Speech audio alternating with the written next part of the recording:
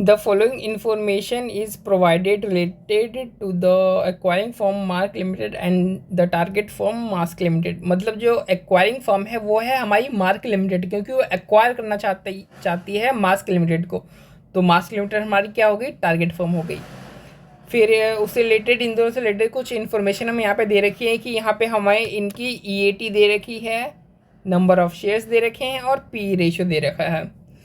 अब हमें निकालने के लिए क्या बोल रहा है, निकालने के लिए सबसे पहले ये हमें कह रहा है कि what is the swap ratio based on the current market price, की जो रेलेवेंट फैक्टर है या जो पैरामीटर है वो करंट मार्केट प्राइस आपको मानना है। करंट मार्केट प्राइस मतलब अभी तक मर्जर नहीं हुआ है, तो प्री मर्जर MPS को आपको क्या मानना है, पैरामीटर मानना है या फिर रेलेवेंट फैक्टर। और फिर इसके बेस पे आपको क्या निकालना है, स्वैप रेशियो, मतलब कि एक्सचेंज रेशियो निकालनी है।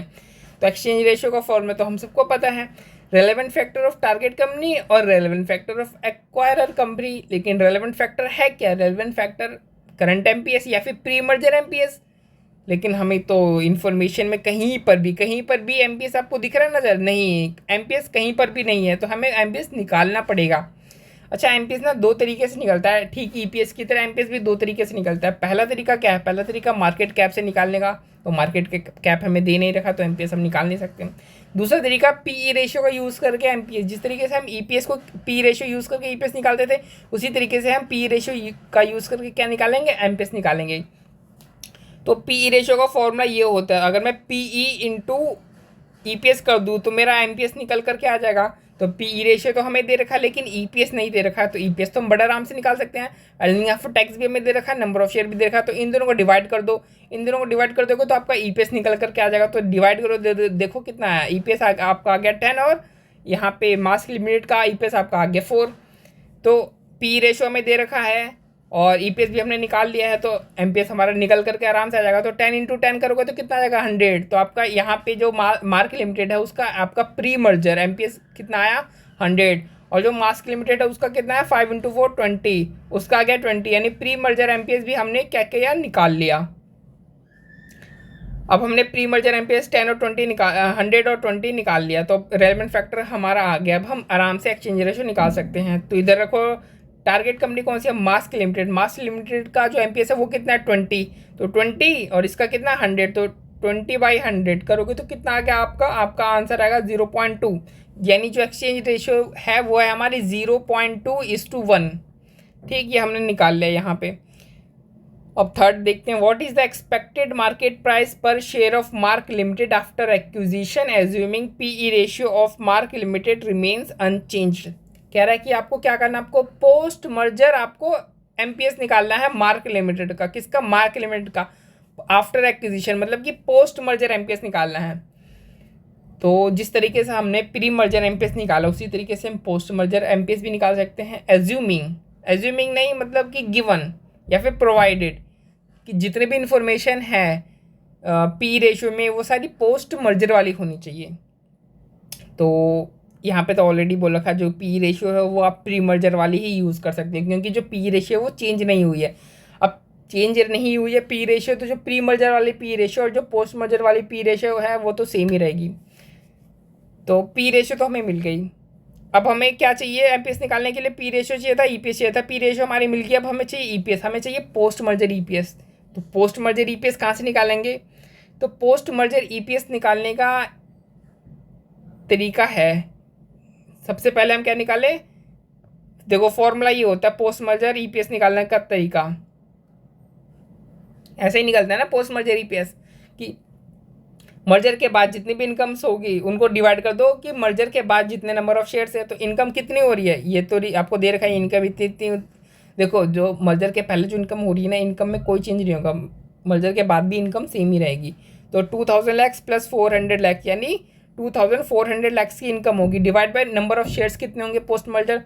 तो मार्क लिमिटेड के जो करंटली जो हैं शेयर्स वो तो 200 लाख हैं, प्लस ये कितने नंबर ऑफ शेयर और इशू करेगा मास्क लिमिटेड को, तो एक्सचेंज रेशियो के बेस पे करेगा। और एक्सचेंज रेशियो है कितना, एक्सचेंज रेशियो है हमारा 0.2 या फिर 20/100। तो 100 लाख इसके पास ऑलरेडी है, तो 100 लाख को यानी टारगेट कंपनी के पास जितने नंबर ऑफ शेयर्स है अगर मैं उसको इंटू कर दूँ एक्सचेंज रेशियो से, तो हमें ये पता चल जाएगा कि जो मास्क लिमिटेड है उसको कितने शेयर्स इशू किए जाएंगे। तो अगर हर 100 शेयर के बदले में 20 शेयर इशू किए जाएंगे तो इसके पास 100 लाख शेयर हैं, तो इसको कितने नंबर ऑफ शेयर इशू किए जाएंगे, इसको 20 लाख शेयर इशू किए जाएंगे।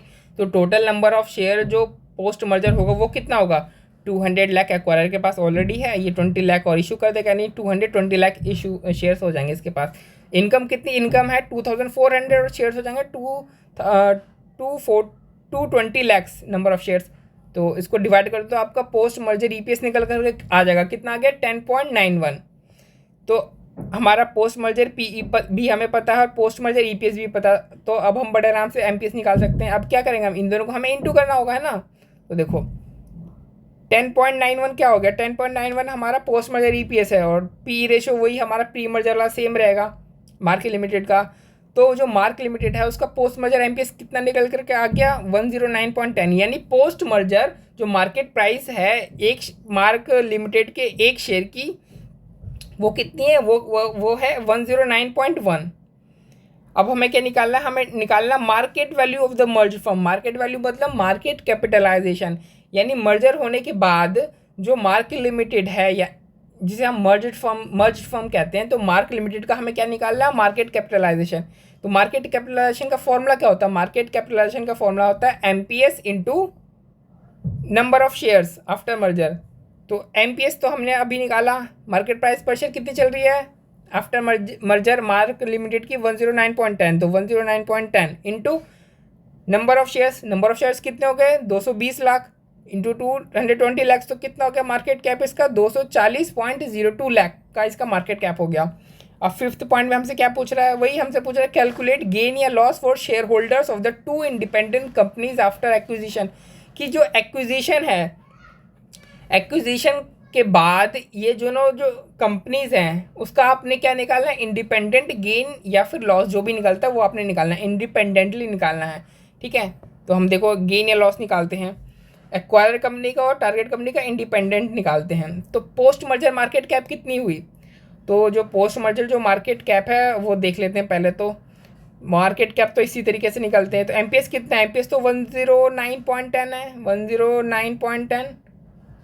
फिर नंबर ऑफ शेयर्स मर्जर के बाद जो मार्क लिमिटेड है उसके पास कितने नंबर ऑफ शेयर्स है, 200 लाख शेयर्स हैं, तो यानी इसका मार्केट कैप इतना हो गया। उसी तरीके से टारगेट लिमिटेड का मार्केट कैप कितना होगा, इतना। क्यों, क्योंकि इसके पास सिर्फ 20 लाख नंबर ऑफ शेयर्स इसको इशू किए, देखो यहाँ पे भी इसको कितने किए गए, सिर्फ 20 लाख इशू किए गए। तो ये इसका मार्केट कैप हो गया पोस्ट मर्जर मार्केट कैप। अच्छा प्री मर्जर मार्केट कैप देख लेते हैं। तो हमने प्री मर्जर एमपीएस भी निकाला था, इसका मार्क लिमिटेड का कितना आ रहा था 100 और मास्क लिमिटेड का कितना आ रहा था 20, और इसके पास नंबर ऑफ शेयर्स कितने थे, पहले मर्जर से पहले 100 लाख से और इसके पास 200 लाख थे। तो जो प्री मर्जर मार्केट कैप है हमने वो भी निकाल लिया। अब इन दोनों को लेस कर दो, तो देखो मर्जर के बाद जो एक्वायरर है यानी जो मार्क लिमिटेड है उसको कितने का फ़ायदा हो रहा है, उसको 1820 लाख का फ़ायदा हो रहा है, और जो टारगेट कंपनी है उसको मर्जर के बाद 182 लाख का फ़ायदा हो रहा है। यानी टोटल अगर देखा जाए तो टोटल 2002 लाख का फॉर्म जो है वो फ़ायदा हो रहा है। तो देखो इन्होंने भी यहाँ पे लिख रखा है, करोड़ में लिख रखा है, लेकिन उन्होंने और हमने किस में बताया, हमने लैक्स में बताया कि 2002 लैक्स का जो है वो बेनिफिट हुआ है, टोटल गेन हुआ है मर्जर से। तो सारे सवाल हो गए हैं आपके, और इस बेसिस पे आप कुछ क्वेश्चंस भी हैं वो कर सकते हो। मैं हेडिंग में ही डाल दूंगा कि आप कौन कौन से जो क्वेश्चंस हैं, क्योंकि वो सिमिलर क्वेश्चन है, अलग से उसको करवाने का कोई मतलब बनता नहीं, आपका भी टाइम वेस्ट होगा और मेरा भी होगा। तो जो हेडिंग है ना, हेडिंग में मैं डाल दूंगा कि इस क्वेश्चन, ये क्वेश्चन प्लस ये क्वेश्चन प्लस ये क्वेश्चन प्लस ये क्वेश्चन, इस तरीके से। तो आप समझ जाना कि ये सारे क्वेश्चन क्या हैं, ये सारे क्वेश्चन सेम है।